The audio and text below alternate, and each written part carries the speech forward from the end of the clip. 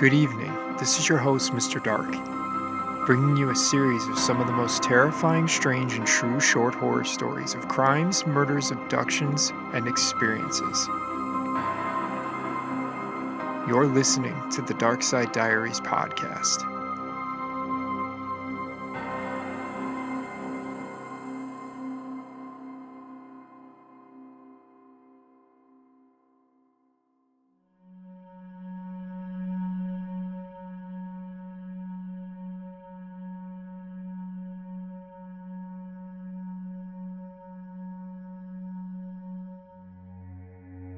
Captain Silas Soule.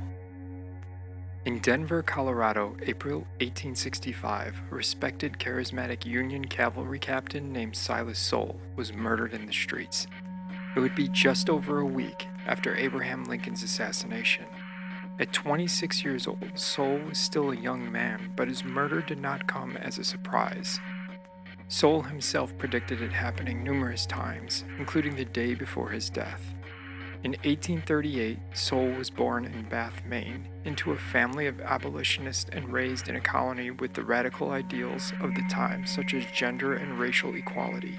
In 1854, his family became part of the newly formed New England Immigrant Aid Company, an organization whose goal was to help settle the Kansas Territory and bring it into the Union as a free state. Shortly after the family's move to Coal Creek, which is near present-day Vinland, Kansas, Soule's father made the household a stop of the Underground Railroad. By the age of 16, Soule was escorting and leading escaped slaves between Underground Railroad stops and to freedom. It was extremely dangerous work for both the escort and slaves. They were always at risk of imprisonment or death. Prior to the Civil War, the territory was so violent that it was commonly referred to as Bleeding Kansas. This would lead Soule to join the Jayhawkers, the name given to Kansas abolitionist militia. At 19, Soule was already known as a notorious guerrilla fighter with a bounty on his head. Soule was involved in several high-profile prison breaks, including the escape of Underground Railroad conductor John Doy and the attempted prison break of John Brown in Harper's Ferry, Virginia. John Brown would refuse the help twice, and these events would leave Soule unable to return to Kansas. In May 1860, Soule would make his way to Colorado with his brother and cousin, mining for gold and working in a blacksmith shop. This wouldn't last long as the Civil War broke out in 1861, and it would find Soule fighting with the Colorado 1st Regiment as a first lieutenant, due to his many years of experience with the Jayhawkers. In March 1862, the Colorado 1st Regiment would successfully drive back a Confederate attempt to cross into Colorado and New Mexico territory. The Battle of Glorieta Pass would see the Colorado 1st Regiment be promoted to an official United States cavalry unit, and Soule would be promoted to captain in recognition of his tactical skill and calm under fire. Captain Soule, Colonel John Shivington, Major Edward Wynkoop, and Territorial Governor John Evans would lead tentative peace talks between the United States and the two tribes, the Cheyenne and Arapaho, at the Camp Weald Council. Wynkoop and Soule viewed the council as a victory. Unbeknownst to them, though, Evans and Shivington were planning to eliminate the Indian problem once and for all. On November 28, 1864, Colonel Shivington would advise his troops that the Cheyenne and Arapaho were planning a surprise attack on United States forces. He explained that a preemptive strike was the only way to prevent disaster. Soule knew Shivington was lying, as the settlement was flying a Union flag as a sign of peace. What would ensue was a raid on the peaceful encampment at Sand Creek, where wives, children, and elderly of the two tribes were living, while warriors attended the Camp Weald Council. This would be known as Sand Creek Massacre, one of the most notorious acts of mass murder in U.S. history. Soule would tell his men that any man who would take part in the murders knowing the circumstances as we did was a low, livid, cowardly son of a bitch. Soule threatened to personally shoot any of his men who followed the order, and instead had his company attempt to block the attack. Other captains took a lead from Soule and refused to allow their men to fight. Shivington did not take this criticism well and threatened to have Soule hanged. Over 150 women, children, and elderly were murdered at Sand Creek. Shivington was determined to brand the massacre as an important victory for the United States, but Soule refused to let that happen. Soule wrote letters to influential congressmen in Washington describing the truth of what happened that day. He was able to convince others to write letters as well. documenting the true horror of the experience. The Sand Creek Massacre sparked outrage and shock around the country as the news and information spread. Soule had some success that an inquiry was launched into the massacre at Sand Creek. Shivington, angry with this, would attempt to cast Soule as a coward and a traitor to white Americans. But nothing would ever come of the investigation, and Shivington's contract with the military expired, making him ineligible for court-martial. But Shivington's political aspirations were destroyed by Soule's testimony. Shivington would be branded with the nickname the Butcher of Sand Creek and stated he wanted revenge on Soule. After the massacre, Soule decided he didn't want to re-enlist with the Colorado cavalry when his contract expired, and he took a position as the head of military police in Denver. On April 1, 1865, Soule would marry Hersa Coberly. 3 weeks after the wedding, Soule heard a gunshot a few blocks away from his home and went to investigate it. He would find Charles Squire waiting for him in a dark alley. Soule was killed instantly by a bullet to the head. Squire was captured and had served under Shivington in the army. Unfortunately, he escaped before trial. It was believed that Shivington had hired him to murder Soule, but it was never proven. Squire would flee to Central America trying to avoid the law. In 1869, his legs would be crushed in a railroad accident and he later died from gangrene. Soule would say this about the Sand Creek Massacre: "I refused to fire and swore that none but a coward would, for by this time hundreds of women and children were coming towards us and getting on their knees for mercy. I tell you, Ned, it was hard to see little children on their knees have their brains beat out by men professing to be civilized.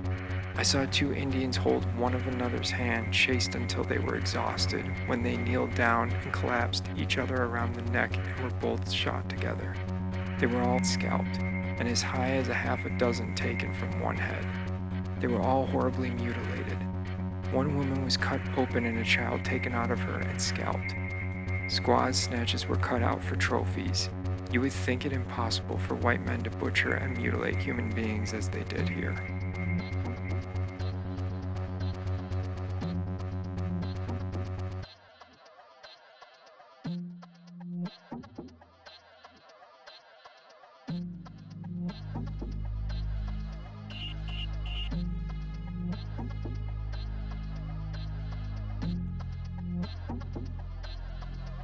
Carl Panzram.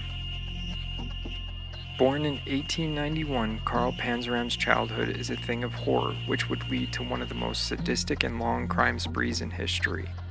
Living in poverty with his immigrant parents in Minnesota, he experienced severe abuse and neglect. When he was 8 years old, Panzram had his first ever arrest for being drunk in public. In 1903, at age 11, he would break into a neighbor's home stealing some cake, apples, and a revolver. The break-in incident would see him sent to Minnesota State Training School.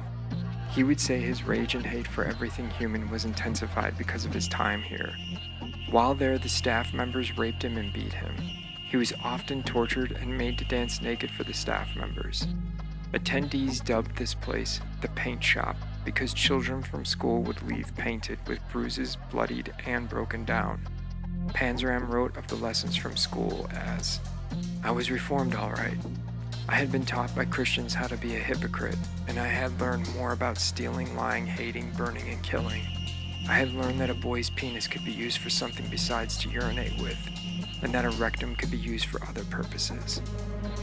By the age of 14, he was an alcoholic and was repeatedly in trouble with the authorities, often for burglary and theft. He would run away a couple of weeks after his parole, and after attempting to kill a Lutheran cleric with a revolver, only to become a hobo. He would train hop, and on one train, Panzram was gang raped by a group of hobos who attacked him while riding. This is where his hate would take deep roots. In Panzram's words, "I cried, I begged, and pleaded for mercy, pity, and sympathy, but nothing I could say or do could sway them from their purpose. I left that box a sadder, sicker, but wiser boy." At 15 and drunk, Panzram would enlist and join the army. He did not last long in the army before being convicted of larceny and being imprisoned at Fort Leavenworth's U.S. Disciplinary Barracks. He served a jail term from 1908 to 1910, as approved by William Howard Taft, the then Secretary of War. Panzram would later claim that any goodness left in him was smashed out during this imprisonment. After his release and dishonorable discharge, Panzram returned to his horrific ways. Over the next 10 years, Panzram traveled the United States ruthlessly attacking, robbing, and most often raping male targets.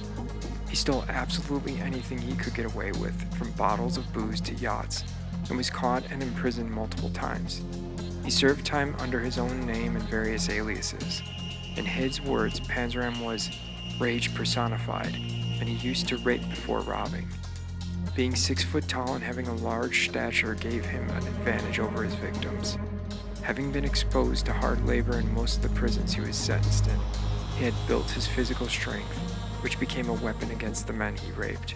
In 1920, Panzram broke into the Connecticut home of U.S. President William Howard Taft, who he held responsible for his Leavenworth imprisonment. He stole the president's bonds, jewelry, and personal Colt .45 caliber pistol, a weapon Panzram would put to horrific use. Panzram mugged and sexually violated men at every opportunity. Using Taft's handgun, he said he sodomized a railroad cop and then forced a group of hobos to gang rape the cop.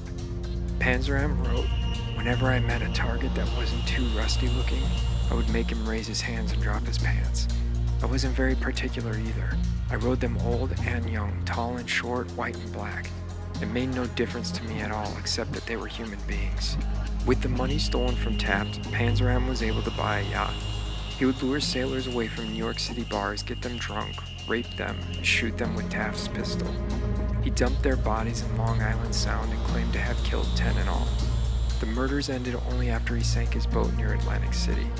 In 1921, Panzram hopped a ship to Africa, where he said he raped, killed, and bashed the skull of a young boy. He also claimed to have chartered a boat with 6 crewmen, who he shot and fed in pieces to crocodiles. In 1922, upon returning to the United States, Panzram said he raped and slaughtered a succession of 4 little boys along the East Coast and randomly murdered residents of homes he burglarized. In 1923, Panzram would be arrested for sexually assaulting a male who got away from him. This would see him sentenced to a 5-year prison sentence. Upon his release in 1928 and bored with the system, he was arrested for the last time. He was in a burglary job in Washington, D.C. when the police apprehended him. Seeing that he would be released after serving his term, he willingly confessed having killed 2 boys. After the confession, he received a 25 years to life imprisonment to be served at the Leavenworth Federal Penitentiary. Once in prison, he killed the laundry supervisor in cold blood by beating him with an iron box. This was when he was sentenced to death. Human rights activists tried to plead his case, and in his response to them he said, "The only thanks you and your kind will ever get from me for your efforts on my behalf is that I wish you all had one neck and that I had my hands on it." Panzram, while awaiting his execution, wrote a detailed summary of his crimes and nihilistic philosophy. In this, he made it quite clear that he did not repent in the least of all the robberies, murders, rapes, and arsons he had been involved in. It began with a straightforward statement. "In my lifetime, I have murdered 21 human beings. I have committed thousands of burglaries, robberies, larcenies, arsons, and last but not least, I have committed sodomy on more than 1,000 male human beings. For all these things, I am not the least bit sorry." While Panzram stood in the gallows at Leavenworth Federal Penitentiary's execution chamber, he growled at the hangman with his last words, "Hurry up, you Hoosier bastard. I could kill 10 men while you're fooling around."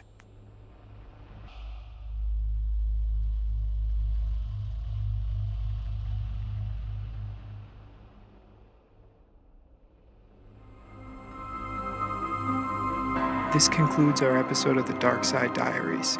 Please remember to follow, like, share, and subscribe for future episodes.